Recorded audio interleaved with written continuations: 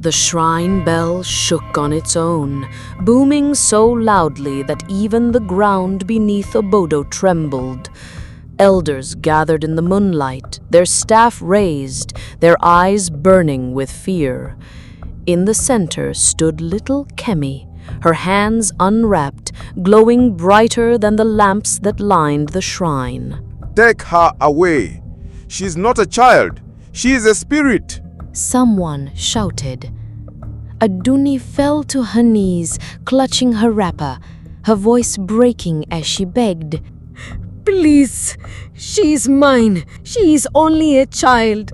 But the wind that answered was not human, and the fire in the lamps bent toward Kemi as though bowing.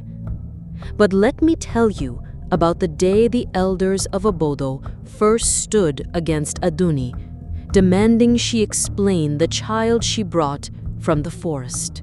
Before we continue, make sure to like this video, subscribe to the channel, and hit the notification bell so you won't miss the rest of this story. The market scandal had not yet faded when Baba Ola's staff struck 3 times in the village square.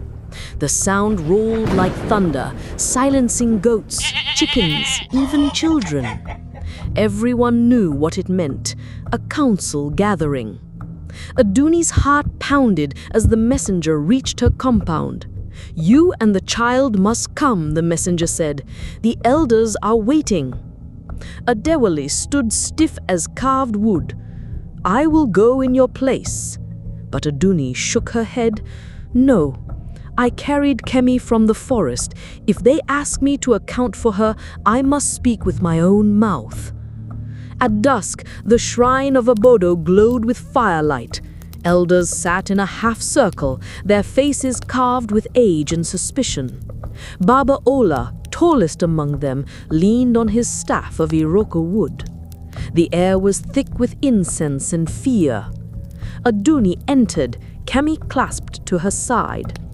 The child's hands were wrapped tight, but even through the cloth, a faint light shimmered. Murmurs rippled across the gathering. Ayabo's voice pierced the silence. "Elders, you see with your own eyes. No mortal child carries fire in her palms. Adunni has invited a curse into Obodo." Ajoke stepped forward, her smile wide, but her eyes hard. "Once she was barren, now she claims motherhood through spirits. If this is not witchcraft, tell us what it is." Adunni's knees shook, but she forced her voice steady. "I prayed for a child. I wept. I begged.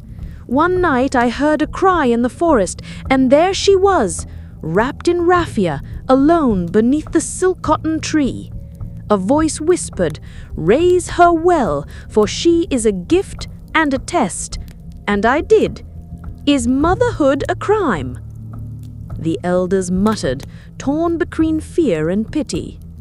Baba Ola tapped his staff, and silence fell. His eyes bored into Adunni, heavy with wisdom. "You speak of gifts," he said slowly, "but every gift carries a price. Obodo must know, is this child a blessing sent to raise us, or a curse that will destroy us?" He gestured to Kemi. "Unwrap her hands. Let us see the truth for ourselves." Adunni froze. Her arms tightened around Kemi. She knew if she obeyed, the whole of Obodo would witness what she had tried to hide for years. The shrine was silent, except for the hiss of burning torches. All eyes were fixed on Adunni as Baba Ola's command hung in the air.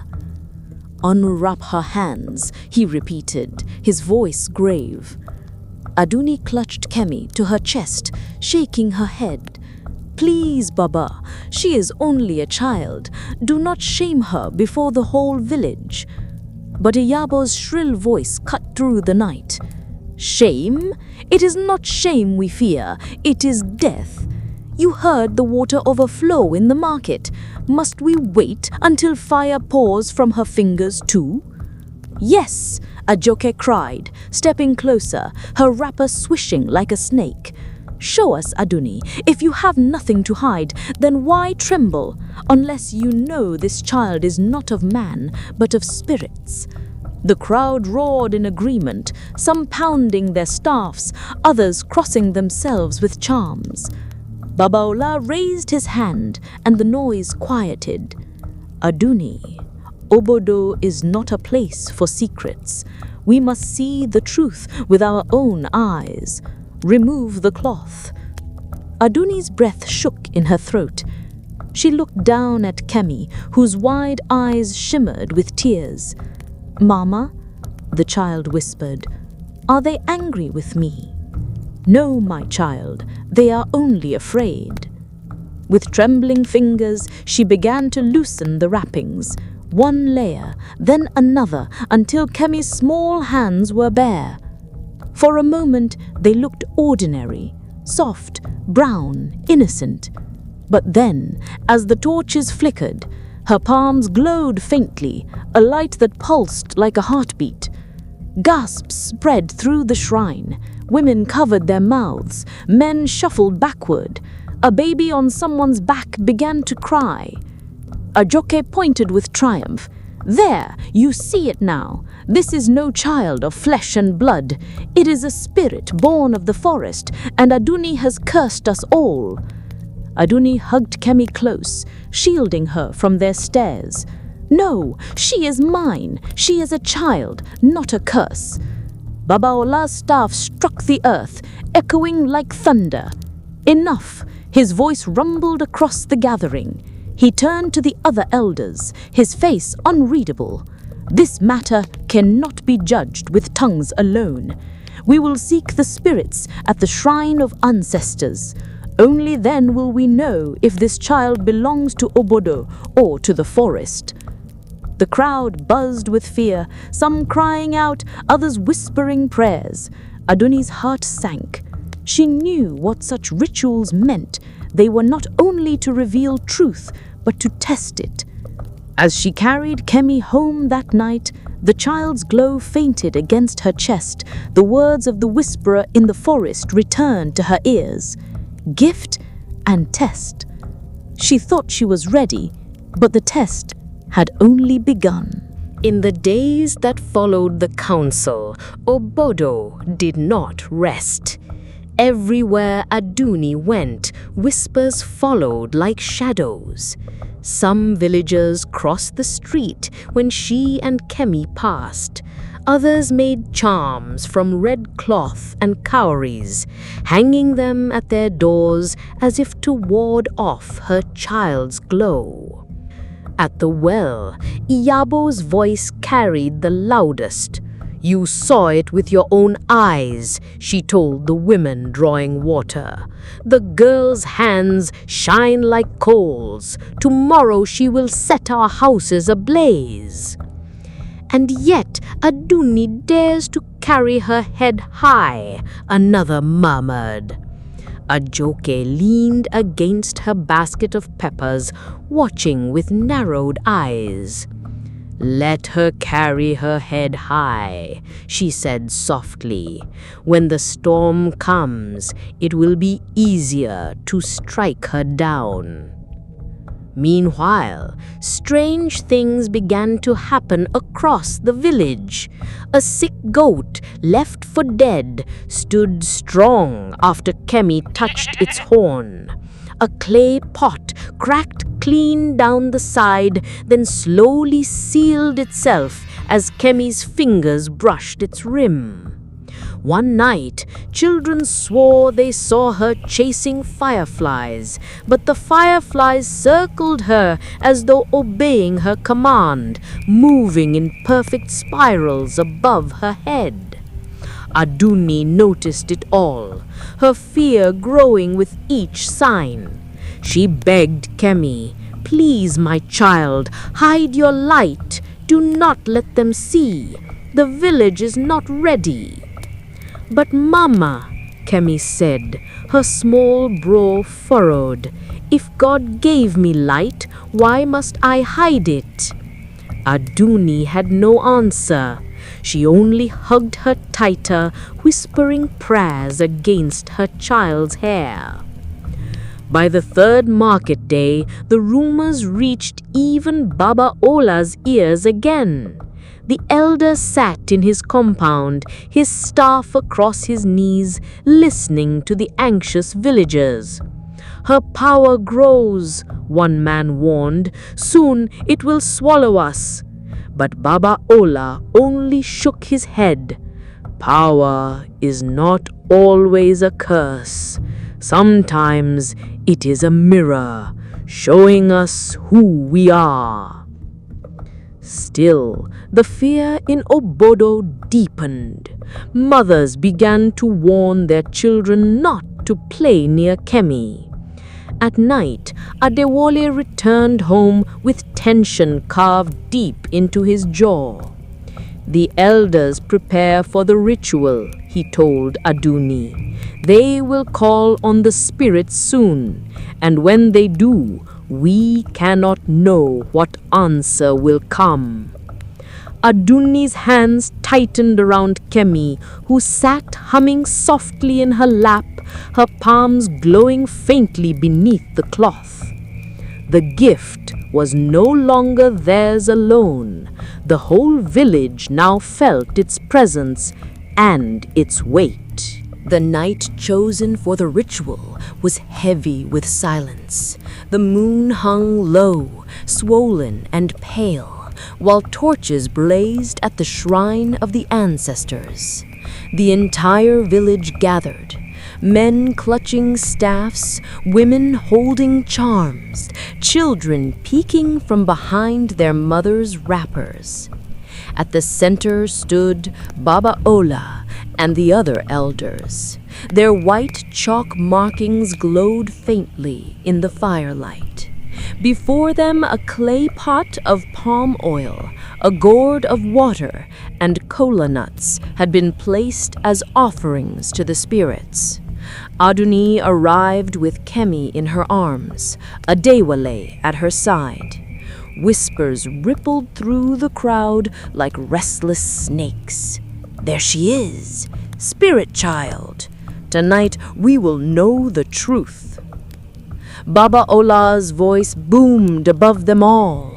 "Obodo, we are gathered to seek truth. A child was found in the forest, glowing with light no ordinary hands should carry. Is she a gift or curse? The ancestors will decide." He motioned for Adunni to step forward. Her legs felt heavy as stone, but she carried Kemi into the circle. The child clung to her, eyes wide.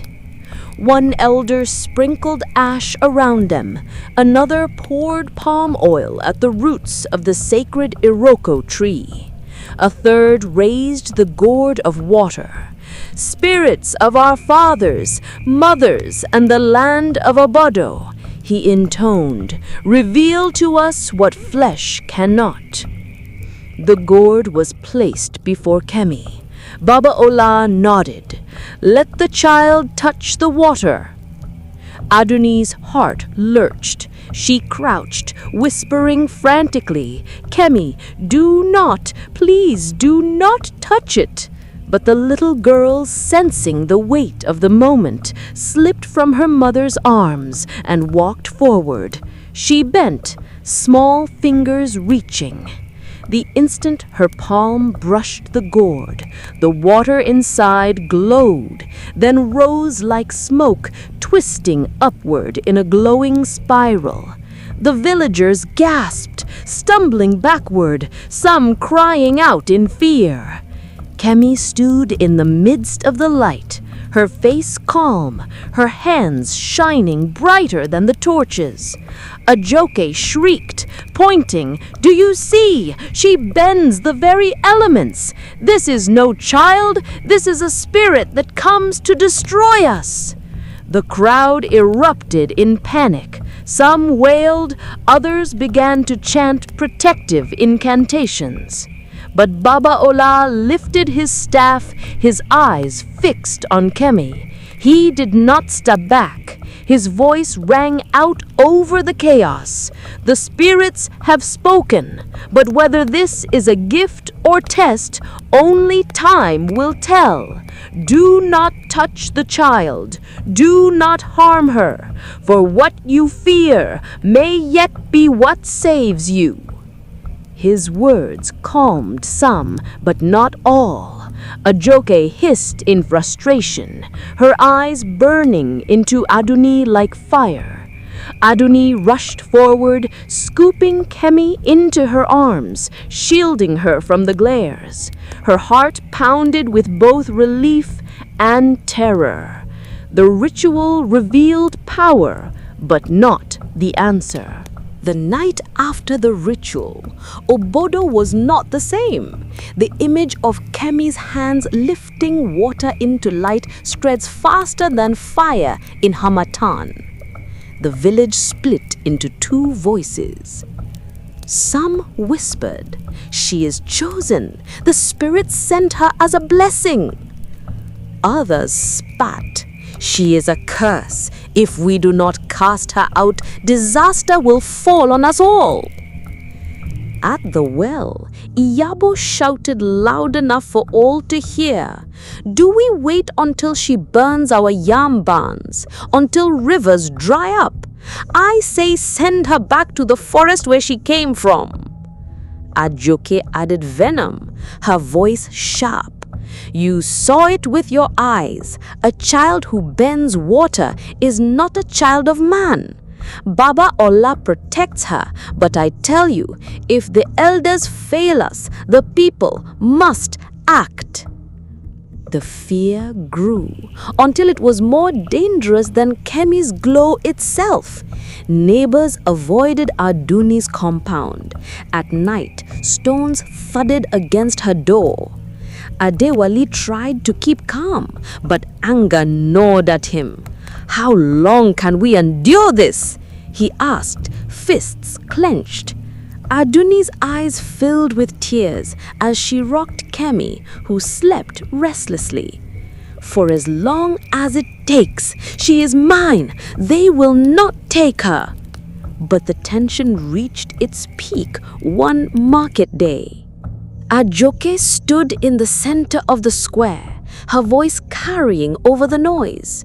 "Obodo people, are we cowards? The elders have failed. If we do not act, this child will ruin us all." A crowd formed around her, restless, divided. Some shouted in agreement, others shook their heads. Then, as if to answer them, Kemi wandered from her mother's side and touched a broken calabash lying in the dust.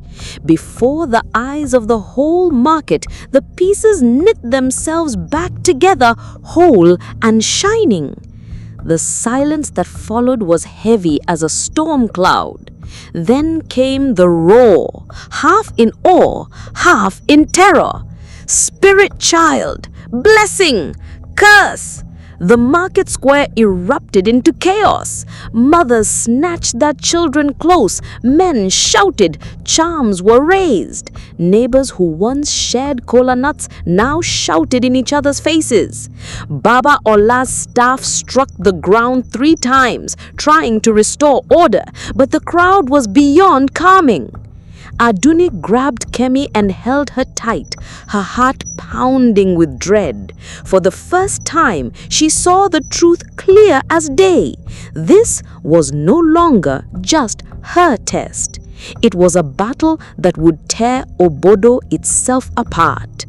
And what happened next would decide whether Kemi lived as a child or was condemned as a spirit.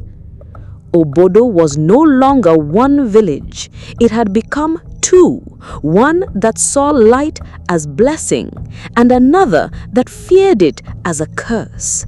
At the center of it all stood Adunni and her child, a mother clutching fiercely to the only gift she had ever been given.